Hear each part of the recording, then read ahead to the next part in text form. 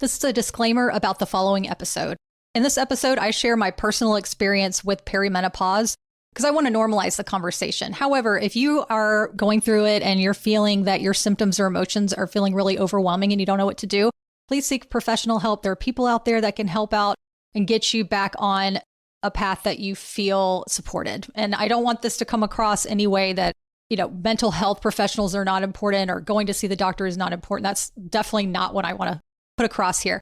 I'm just sharing the experiences that I've had to help normalize this conversation because we as women do not need to feel embarrassed about it. I think it's really important that we're able to express what's going on in our lives. Also, this is another tie that binds that we can walk through together. So I hope that you take this episode and take the good parts and leave the rest and do what's best for you always, because you deserve it. You are beautiful.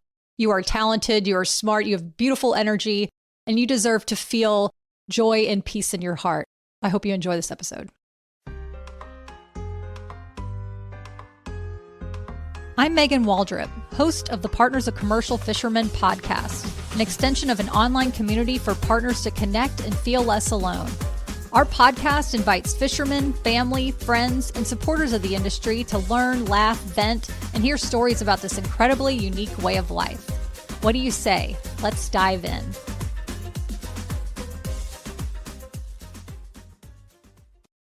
Tama boots are the only fishing boots we recommend, and here's why. I came across Tama boots while walking out of the Pacific Marine Expo last year, and I didn't have plans to stop. I was exhausted after 3 days of PME, and if it can be very overwhelming. Yet I was curious about a new boot on the market. I thought it was kind of bold. I'm like, okay, well, we have the brands that we know of fishing boots, but what are they all about? They didn't have a huge gimmick to draw people in like other booths, but rather stacks of boxes to try on and purchase on site. And I wondered, what could they offer that other famous brands did not? And it turns out a lot. For example, they are the only boot on the market that passes military testing, which is the highest testing you can get is glycerin on steel. The slipperiest, most dangerous contact that your boot can hit is glycerin on steel, which, very similar to fish guts, if I may. Any kind of seafood residue. They don't call these boots grip tech for nothing. As a partner of a commercial fisherman, my top concern is safety. And this means that wearing these boots, that my fisherman has a better chance at safety on the water, which means I'm all in. Also, the side effect of these boots, which has been really cool, is that they last way longer than other boots that we've tried, and we've tried them all. Our deckhand busted a new pair of insert popular brand 2 weeks into crabbing in Oregon, and the glue fell apart, everything like that. And we immediately sent him a pair of Tama boots, and he hasn't looked back. And it's great because then you don't have to keep buying boots over and over again. It's totally worth the investment. They're about the same price as the other boots, and they last longer, which is amazing. And we've had fishermen from all fisheries test these boots on every slimy, slippery deck there is with rave reviews. And Tama's got the testimonials to prove it if you want to check them out. And, they don't just talk about wanting to be the best boots. They actually truly are. They're comfortable. Fishermen love how they nestle their heel. I could go on. I'm proud to say that Tama Grip Tech boots are the only boots that Partners of Commercial Fishermen community recommends because they are the only company that tests for the highest standards of safety and comfort. Pass this along to your fishermen. You can find them at the Pacific Marine Expo this year at booth 1166, or you can purchase the boots directly at www.tamaboots.com, which is TAHMABOOTS.com. And pro tip, if you wear Bama socks, just size up like you normally would. And if you see them at the booth, tell them that the Partners of Commercial Fishermen sent you. POCFs, we're getting into it today with some really intimate conversation. And I feel that this is important because menopause is something that women go through, a living woman goes through. Every living woman will experience menopause in one form or another. And there's no reason to feel embarrassed or shamed about it. If anything, it means that you're still alive, and that's a gift. So let's start there. So this episode is called Why Menopause is to be Embraced and Not Feared. And I bring this up because as a 42-year-old woman, I've had some reflections recently. And I'd like to say it's more like a midlife review, not a midlife crisis, but in a way that I've realized oh, the road in front of me is about equal, maybe a little bit more, who knows, equal to the road that I've already traveled. When I was younger, God willing, by the way, God willing. When I was younger, I'd see life as being like this long, I guess a road. I don't know if I could really put a tangible thought to it, but it was just a light, just a bright light all the way down. And it was like, wow, that's the future. And now that I'm 42, I've had this was a big year for me in many ways that I won't get into probably, I don't know now, or I don't know. You know me, I'll probably share it in the future, but this was a big year for me. And so this was the first time that I thought, oh, okay, I've lived 42 years of my life. Wow, that's incredible. That has been a really amazing journey. And whoa, holy moly, did that just happen? Because life is so precious.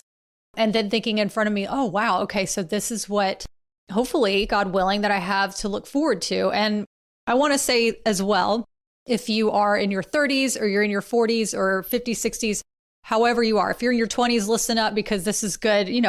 Listen to your elders. But one of my favorite quotes is by Carl Jung, who said, or Jung, however you want to say it. He said, life really does begin at 40. Up until then, you are just doing research. Isn't that lovely? I really do believe that as well, because it does feel like, oh, now I get it. Now I get it, quote unquote, which is how I operate in the world. I understand more of how my gifts, my talents, my things I need to work on, things become clear to the surface. And so I'm going to share my menopause story with you, but I guess it would be considered peri-menopause. It doesn't matter. It's all one spectrum, if you will. So my story started about, I think it was probably a year ago, actually, last in 2023 fall. I would have night sweats and they were like, it was like a fever dream. I'd wake up and the sheets were soaked. I was soaked. I was like, what in the hell? Oh, these are what people are talking about, these night sweats. And so it happened pretty frequently up until I started my period. So it'd be like about a week before.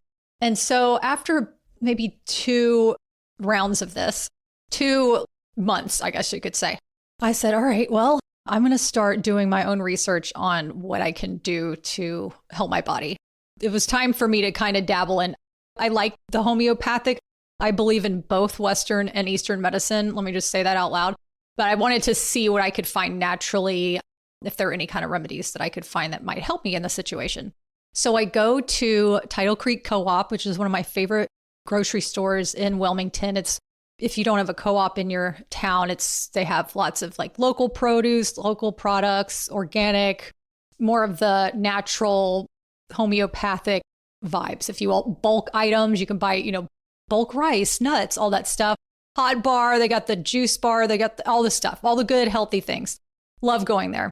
And so it was a Saturday. It was after a little farmer's market they have every Saturday in front of the shop. And I go in and I go to their little homeopathic section and there's all the tinctures, all the oils, all the vitamins, everything. And I was just staring probably with my mouth open going, oh, wow. I had no idea what I was really looking for. I thought, oh, I'll just pick up something and read. I'm like, oh no, this is way more than I thought it was going to be. And this kind woman who works at Tidal Creek came up to me and she said, can I help you with anything? And she said, can I help you look for anything? And I said, I don't really know what I'm looking for. I have no idea, honestly. And I said, but I'm not looking for that. And I pointed to a bottle that had vitamins and the company was called Next Chapter. I was like, I'm not signing up for menopause to be a negative experience. I don't want to enter this phase in my life and be like, oh, menopause. Like, that's just not why. I just can't add that attitude to my plate. You know what I'm saying? Like, I need to focus on positivity. So I said, and by the way, if you take vitamins by that company, I'm sure they're great. I just couldn't do it. So she was so kind. I said, she was probably in her mid to late 50s. And I said, well, woman to woman, if I can be honest and ask you, if you could start from the beginning, whenever you were getting your symptoms, I told her I was having hot flashes and I was also having headaches too. What would you recommend? And she thought for a moment and then she pulled out a little tincture bottle of black cohosh, which is a very wide known popular remedial cure, if you will, for certain symptoms. You can look it up, black cohosh. And I was like, ooh, this feels witchy. You know what I mean? Like, oh, I have like this little potion bottle. Okay, I'm feeling good. And then she also said, I suggest the book. It's by a woman named Susan S. Weed, and it's called Menopausal Years: The Wise Woman Way, Alternative Approaches for Women 30 to 90. And she was telling me, she goes, it's a really cool alternative approach. For example, she explains hot flashes, saying that they are more symbolic as a means of burning off your past sexual karma as you enter into your wise woman era. She said that. I was like, sign me the F up. I want that menopause experience. I want to have that transformative experience with any symptoms I'm going through. I got the book. I'll link it. It's really interesting. It's fun because you can hop all over the book. You can like look in the back and see what kind of symptoms you're having. You can read through it. It talks about peri-menopause, which is pre-menopause, if you will, menopausal years, and then post-menopause. So it covers everyone, as she said, from 30 to 90. And then I learned in the book that menopausal symptoms can start as early as your mid-30s. Also, I learned that menopause is one of the most under-researched human experiences in the medical field. Like there's so many different types of ways that women go through hormonal changes. And what I like about Susan, she spells it S-U-S-U-N, like the sun. I like how she says that, we know our bodies more intimately than doctors will. This might be an alternative approach, but I just really appreciate her idea of like, you know what's up with your body. You can find ways to help ease your symptoms and help make this hormonal change easier for you. Not saying don't go to a Western doctor. I'm just saying I really like that way of thought. So she spent 3 years talking to more than 10,000 women about their menopause. And she's discovered their experiences differ hugely from most published accounts. Like more than half the women reported stronger orgasms after menopause. Hell yes. Most post-menopausal women easily increased bone mass through diet and exercise. Let's do that. Many women began noticing menopausal-related symptoms or changes as early as their late 30s, and a substantial number of menopausal women feel a strong need for more time alone for marking their change with ritual. I'm like, oh, that's so beautiful. I mean, just to be able to say, I need to be by myself. I'm going to go lay down. Giving yourself time to let your body do its thing because it's so amazing. And another thing, I love one of the books she said, if you're experiencing anything and you think it might be related to menopause, it's menopause. Like whatever you think is going on that's not considered typical for you, it's menopause. Hormones, as we know, are very powerful and they can change our way of thinking, our brain function completely. As you know, hormones, we think of being teenagers, but when your hormones or whenever you're pregnant. But as you go through these changes, you could be experiencing more anxiety or any anxiety. Maybe you didn't have any anxiety, but now you do. Depression. And know that that could be caused by hormonal changes due to perimenopause or menopause or postmenopause.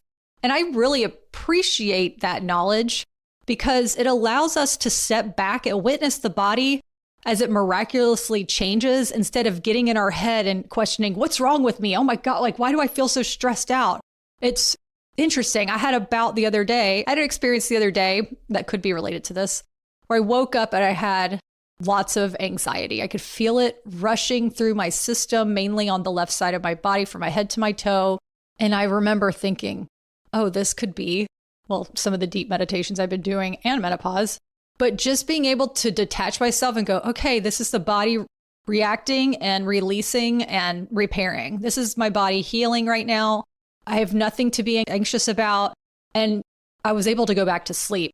Before, if I wouldn't have detached, I would have stayed up all night wigging out. It would have not been good. But it was just nice to know, to have this knowledge of going, this is not me. Or, my thoughts didn't create this anxiety. This is something that is naturally happening because my body is healing itself and it's making itself leveling up, we'll say. My body's leveling up. And okay, so I'm going to go off into this other experience that I had. My first mammogram last Wednesday. And like I said, I'm 42, had my first mammogram. Was I nervous going into it? I think it's natural for any woman to be a little nervous when it comes to any kind of procedure. However, the mammogram, it's such a, you're 40, it's time to go get a mammogram, like it's just your physical now. But I was thinking, okay, we understand what could be found. And so I was like, okay, I'm not going to stress out about it too much. I'm really happy that I'm taking care of myself like this. Let's lead on that positive note. So I go into the mammogram office. I get there early, by the way, and they immediately let me in. So if you're arriving to your appointment early, they get you in and out. So, well, at least in my experience, they do, because it doesn't take too long to do. So the woman was really kind. She walked me in the back and said, you can change here. She gave me a gown, like open to the front. I left my pants on, but had the mammogram gown on.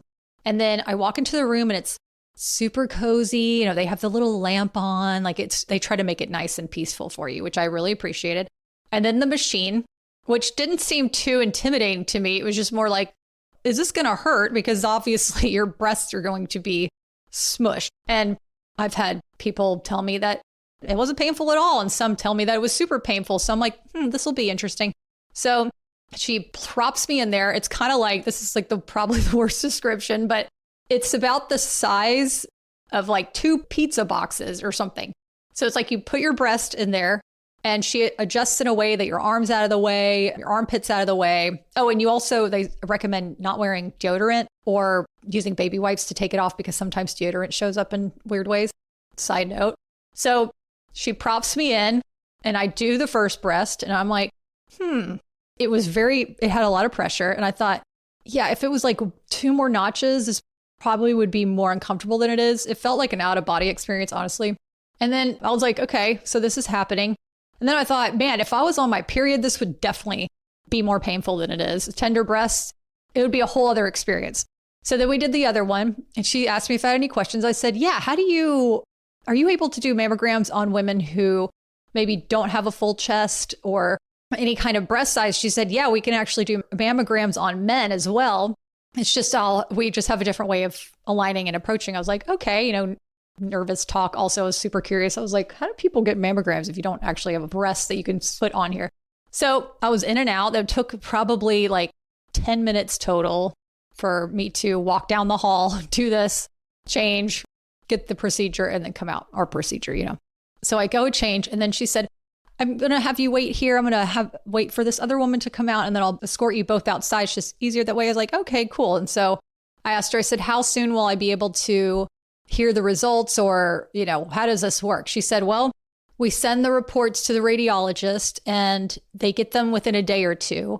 And then they will reach out if they need to call you back in. She was like, don't freak out if they call you to come back in. It's just, they might have seen something that they want to double check. Doesn't mean anything is wrong. It just means that they want to double check. Sometimes a super dense breast tissue means that they need a better scan of it. So they'll use an ultrasound. So I said, okay. And I knew my member of my family had to do that. And I said, okay, so it's Wednesday. When will I not hear back? She was basically like, if you don't hear back from them, consider everything's fine and you'll get a letter in the mail stating you're fine. And I said, okay, so how long do I expect to not hear from them? She's like, it's Wednesday. They'll probably get it Thursday, Friday. She's like, Monday. I was like, oh, wow. So I have to wait until freaking Monday, like 5 days. Okay, that's fine. I'm not going to let this overwhelm my life because I know how I can get sometimes, or I know how I have gotten in the past by letting anxiety and thoughts to overtake me. Maybe you can relate. So I was like, okay, breathing out, and this sweet woman comes out. She's probably in her 70s, late 70s.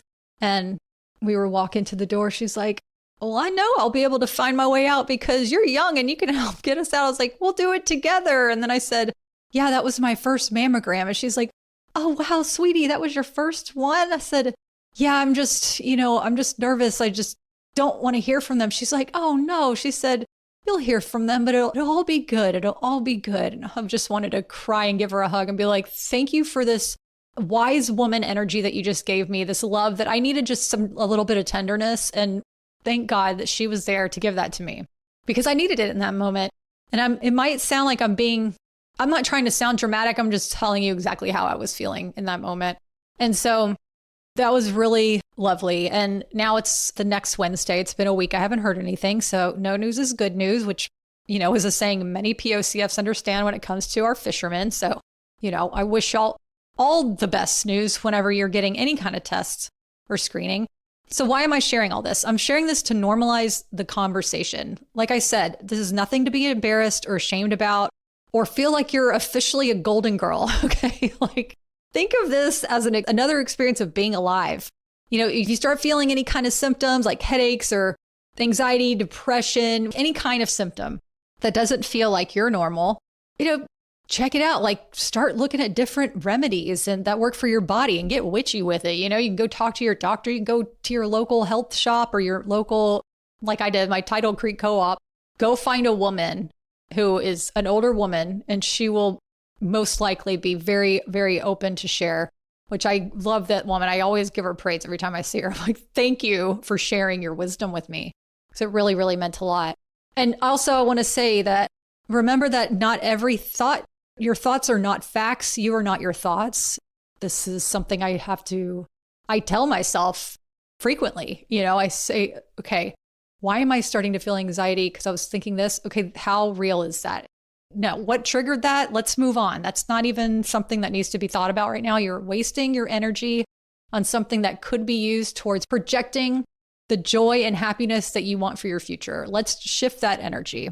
Let's use those feelings and those emotions as a way to stop, check in, take a step back and witness all the feelings that are going on in our body and think of how incredibly amazing it is that our bodies can regulate themselves like that. So badass. Everything is temporary.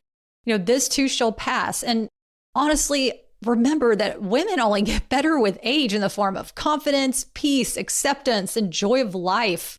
It's true. I mean, every woman that I know that's over 40 who gets older, like my mom and her friends and my aunts and things like that, they really do become these beautiful, wise women that have joy and peace in their life because they're like, ain't nobody got time for that. You know what I mean? Like, ain't nobody got time for all that noise. Like, we don't have time for all that noise. We have other beautiful things to do in our lives, like enjoying it. Like enjoying our lives. We have permission to enjoy our lives. It's actually why we're put on this planet, is not to wallow in the suffering.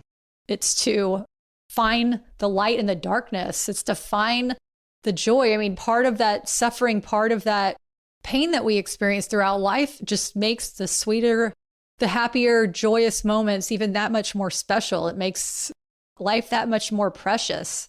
It really does. And I could get all emotional like I am. Actually, I am all emotional about it and I feel great about it. And I love you and I wish you the best, to my amazing community, to our incredible community, because we wouldn't be a community without you. It would just be me going, what is going on around here? Like, what is happening? But thank God that we found each other. I really, really, truly appreciate you more than you'll ever know. Thank you so much for listening. And if you want to support this podcast, just hit follow or subscribe. That is one of the biggest high fives and hugs that we could give each other virtually. And I appreciate that. If anything, just keep on coming back. I hope you found this episode enjoyable, something that gave you some peace, something that gave you some laughs, and something that made you feel less alone. With love and POCF pride. Till next time. Thank you so much for listening. To support our community, I'd so appreciate it if you tap the subscribe button to this podcast or write a review. And if you're a POCF who wants to connect further, go to POCFpride.com for weekly vlogs and to learn about opportunities to join our private communities. We'd love to have you.